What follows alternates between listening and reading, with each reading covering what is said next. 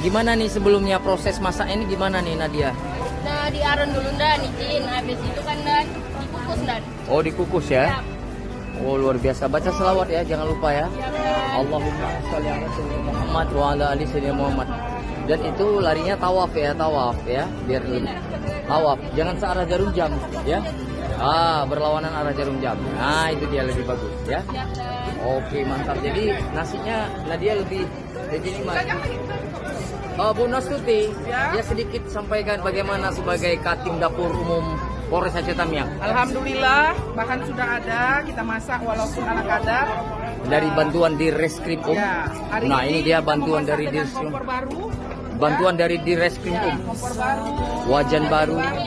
dan kukusan baru sana. Wah, masya Allah. Dibantu termasuk gas baru, Ya. dibantu oleh Bapak di Reskrim. Iya, Kombes Pol Iham Supena. Pol Ilham Supena. Ya. Alhamdulillah, terima kasih Alhamdulillah. Bapak. Iya, Kami sudah melaksanakan dapur umum. Iya. Barakallah.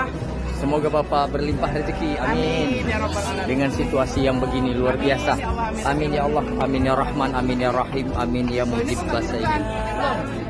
Ya. Oke.